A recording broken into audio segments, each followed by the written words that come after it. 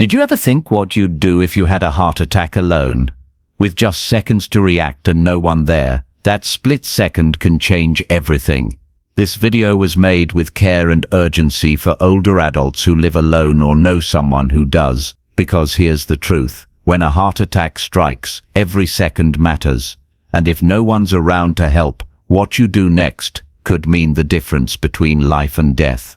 Now don't worry, we're not here to scare you, we're here to empower you, to give you 5 clear life-saving actions that can keep you alive. Even if help is 10 minutes away, you might be surprised how simple some of them are. You don't need to be strong, fast, or train like a paramedic. You just need to know what to do and act fast. If you're between 65 and 80, living independently, or even just home alone from time to time, this information could be one of the most important things you hear this year. It's not about panic, it's about preparation. And it's about taking control when it feels like you have none. Stick with me to the end, because the last point is something almost no one talks about, but it just might be the one that gives you those extra precious minutes. Number 1. Recognizing the first signal.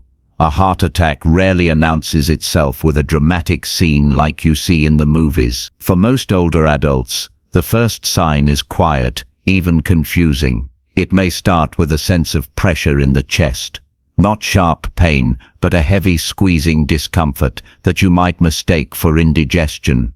That's the body's alarm bell, and ignoring it is the most dangerous thing you can do. Why do so many seniors dismiss this signal? One reason is familiarity. As we age, we get used to various aches and twinges, so when our chest feels tight or our arms go numb, we brush it off as arthritis or a pulled muscle. But those could be early signs that your heart isn't getting enough oxygen. The body is trying to warn you. Another reason is denial. No one wants to admit they might be in serious trouble, especially when they're alone. It's tempting to lie down and hope it passes, but that's the worst choice you can make.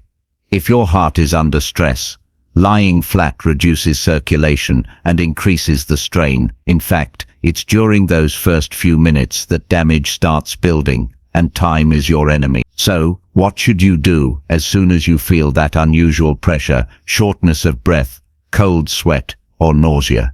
Treat it like an emergency. Sit down, stay calm, and start taking slow, steady breaths. Keeping your mind clear and your breathing steady helps slow your heart rate, buying you precious time. Your body wants to panic, but you must not. Many seniors make the mistake of waiting too long before acting. I remember a man named George, 74 years old, who felt pain in his jaw and fatigue one afternoon. He thought he'd just take a nap and feel better, but that nap nearly cost him his life. Fortunately, his neighbor checked in on him 2 hours later and got him help just in time. He survived, but with more damage than he would have had if he'd acted right away. That's the key takeaway here. The first signal might be subtle, but it's not to be ignored. When in doubt, assume it's serious. You can always be wrong in the safe direction. You cannot afford to wait and see. Recognizing and responding to that first sign gives you a fighting chance, and maybe the very thing that keeps you alive long enough to take the next steps will cover. It might sound strange, even a bit silly, but coughing, yes, coughing can help you stay alive if you're having a heart attack and you're all alone. But we're not talking about a light, polite cough here. We're talking about deep, repeated, forceful coughing, the kind that shakes your chest. Here's why that matters. When a heart attack strikes, your heart's rhythm may become unstable. It might start beating too fast, too slow, or even stop for a moment. That instability is what causes many people to collapse in those critical early seconds. But when you cough hard and deep every few seconds, you're doing something very powerful. You're forcing your chest muscles to contract, which helps push blood through your heart and to your brain. It's like giving your heart a manual assist until you can get proper help. Now, this isn't a cure. It's not going to stop the heart attack, but it might keep you conscious just long enough to call for help or to get somewhere safe. That window of time, those 10, 20, 30 seconds, can make the difference between collapsing alone and surviving until help arrives. I remember reading a story about a 68-year-old woman named Linda. She lived alone, and one night she felt dizzy and started sweating heavily. She remembered something she'd heard in a senior health class: if you feel faint and suspect a heart attack, cough hard. So she did. Between each breath, she forced out a strong cough over and over, and it kept her alert just long enough to dial 911 and unlock her front door. The paramedic said later that her quick thinking likely saved her life. Why does this work? Well, coughing helps maintain circulation and oxygen supply, even if your heart is fluttering. It's especially helpful if you start to feel faint and can't get up. Think of it as your body's emergency backup pump. It's not a substitute for medical care, but it can be your bridge to survival. But here's the catch. Most people have never heard of this. And even if they have, they forget it in the moment, because panic takes over. That's why it's so important to remember now, to mentally rehearse it, to know that if you feel faint or your chest tightens suddenly, you have one tool you can use instantly. Start coughing. Deep, steady, forceful coughs, like you're trying to clear something big from your lungs, and do it until you can call for help, get someone's attention, or start breathing better. If you're alone, you don't have time to hesitate. You need every second you can buy. If you're still watching this video and finding these insights valuable, please comment number 2 below to let me know you're here. And if you haven't subscribed yet, I recommend you subscribe and turn on the bell so you don't miss any video. Your support helps us continue creating good content to inform and inspire you. Now, let's move forward. Number 3. Unlocking doors for emergency access. One of the most overlooked but critical steps when you're alone and suspect you're having a heart attack is this: unlock your front door. It might not seem urgent in the moment, especially when you're trying to focus on your breathing or dialing for help, but it can be the one thing that actually saves your life when seconds matter. Here's why. When paramedics arrive and find your door locked, they have two options: either wait for backup to break in, or try to force it themselves. Both waste precious time, and if you're unconscious or unable to speak by the time they arrive, they can't get to you without causing a delay. That delay, even if it's just 2 or 3 minutes, could be the difference between revival and tragedy. I once heard about a man named George, 72 years old, who lived in a quiet neighborhood in Oregon. One morning, while making coffee, he felt intense pressure in his chest. He knew the signs. His brother had survived a heart attack just a year before. George called 911 immediately, but before he collapsed, he had the presence of mind to shuffle to the front door and unlock it. That one simple action allowed the paramedics to reach him without delay. They later told him, "That unlocked door probably gave you another shot at life." George still shares that story at his local senior center. He reminds everyone, if you feel something wrong, call for help, but also open the door. The problem is, when you're in distress, your thinking narrows, your brain is screaming for oxygen, and your instincts go into survival mode. The last thing you're likely to think about is your door.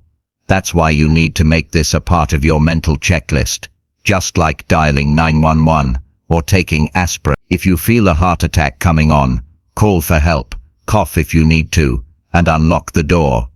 Even better, you can prepare now. Keep a spare key in a lockbox outside and give the code to a trusted neighbor or family member. Or if you have a smart lock, make sure someone else can open it remotely. Preparation isn't paranoia, it's wisdom, especially if you live alone. This tip is also important for anyone who cares for an aging parent or spouse. You may not always be home when something happens. Making sure your loved one knows this small step can bring peace of mind, not just for them, but for you as well. So, if you're ever alone and feel that sudden heaviness in your chest, shortness of breath, or that sense of doom many describe, remember this: unlock your. It's the kind of simple, practical step that doesn't take energy or special knowledge, just a quick twist of the wrist that could let help in faster and keep you alive longer. Number 4. Chewing aspirin to thin the blood. If you ever feel chest pain and suspect you're having a heart attack, one small action that could make a massive difference is this. Chew an aspirin immediately, not swallow, not sip with water, but chew. Why does this matter so much? During a heart attack, your blood flow to the heart is being blocked, often by a clot. Chewing an aspirin helps slow the clotting and allows your blood to keep moving, giving you a fighting chance until emergency help arrives. The key word here is chewing. When you chew it, the aspirin gets into your bloodstream faster than if you simply swallow it whole. It can start thinning your blood in as little as 5 minutes. Now, a lot of people have aspirin in their home, but the mistake they make is forgetting where they put it or not knowing what kind to use. What you want is a regular, non-coated aspirin, something like a 3-5 mg tablet, not Tylenol, not some fancy heart supplement, just plain aspirin, and it shouldn't be tucked away in the back of the cabinet. Keep it where you can reach it quickly. Better yet, keep one in your wallet, your nightstand, or even taped under your kitchen table. It might sound extreme, but if you're alone and those seconds count, you don't want to go hunting through drawers while your heart struggles. I remember a story about a woman named Ellen. She was 76 and lived by herself. One morning, she woke up feeling heavy in her chest. She didn't panic. She called 911, and then she remembered the tip from her doctor: chew an aspirin. She kept one in a small pouch on her fridge, just for this reason. By the time the ambulance arrived, her symptoms hadn't gotten worse, and the hospital confirmed that early aspirin likely prevented major damage. She was home 2 days later, walking, smiling, and back to gardening. You see, it's easy to dismiss something as simple as aspirin. We think of it as old-fashioned or too basic to matter. But in a crisis, simple often say, you don't need fancy tools or medical knowledge, just presence of mind and preparation. And if you're on daily aspirin already, still keep a dose handy. Sometimes people assume their daily dose is enough, but during an active heart attack, that emergency chewable dose can still provide added protection. Now, I know some folks are allergic or have been advised not to take aspirin, and in those cases, follow your doctor's guidance. But if you've been told it's safe, keeping one nearby could be the best 5-cent investment you ever make. If you're still watching this video and finding these insights valuable, please comment number 4 below to let me know you're here. And if you haven't subscribed yet, I recommend you subscribe and turn on the bell so you don't miss any videos. Your support helps us continue creating good content to inform and inspire you. Now, let's move forward. Number 5.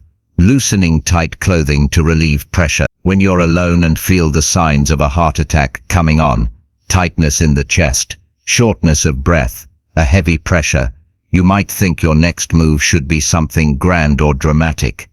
But one of the simplest yet most overlooked actions you can take is this: loosen your clothing. It might sound too basic to matter, but the truth is, when your body is in distress, even the smallest pressure around your neck, chest or waist can make things worse. Tight collars, snug belts, or restrictive waistbands can compress your breathing, reduce oxygen flow, and increase anxiety. And if you're having a heart attack, you need all the oxygen and blood circulation your body can get. Start by unbuttoning your shirt collar, loosening any tie if you're wearing one, or even opening the top buttons of your blouse or polo. If you're wearing a belt, loosen it or take it off entirely. If you're sitting in a chair or recliner, shift your position to one that opens your chest and lungs more freely. Allow your body to relax physically and mentally. The more tension you release from your clothing and posture, the better your body can manage the stress it's under. One evening, while watching the news alone, he felt that unmistakable pressure in his chest and started sweating heavily. He immediately dialed 911, then remembered something his cardiac rehab nurse told him after his bypass surgery. Loosen everything. He kicked off his shoes, unfastened his belt, opened his shirt, and sat upright with his arms resting gently at his sides. He later said it felt like his breathing improved instantly. When the EMTs arrived, His oxygen levels were stable, and he was calm and responsive. That calmness helped the paramedics work more quickly and effectively. Roy said it felt like buying time with something as simple as undoing a buckle. This isn't just about comfort. It's about helping your lungs expand and your blood circulate. When you're panicked and constricted, you breathe shallowly, which can further strain your heart. But when you release physical tension, your body can respond more naturally to the crisis. It also helps reduce panic. And in a moment like that, staying calm is half the battle. Many people underestimate this, because it doesn't involve a device or a pill. But that's the beauty of it. It's a strategy that costs nothing, takes seconds, and can buy you precious minutes when every second matters. So, think now. What are you wearing most days? Are your clothes too snug around your chest or midsection? Could they interfere with your breathing during a moment of crisis? It's worth planning ahead. If you're home alone often, consider wearing clothes that give you room to move and breathe freely.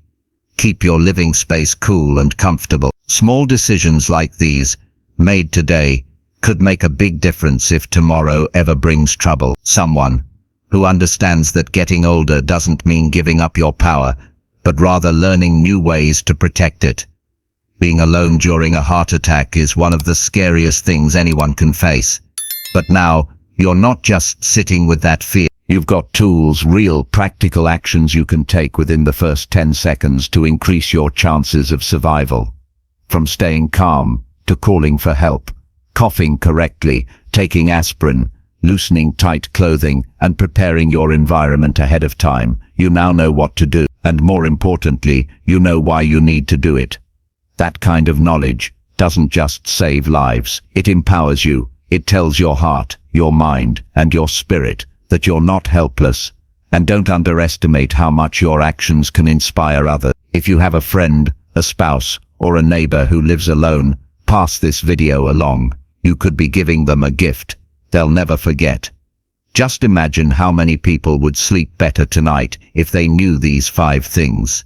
You've got the chance to be the one who shares that peace. Let this be a reminder that every moment counts, not just in crisis, but in daily life. Take care of your heart, not just when something goes wrong, but before it ever gets to that point. Eat well, move your body, surround yourself with people who make you feel alive. And when you're alone, don't let fear take over.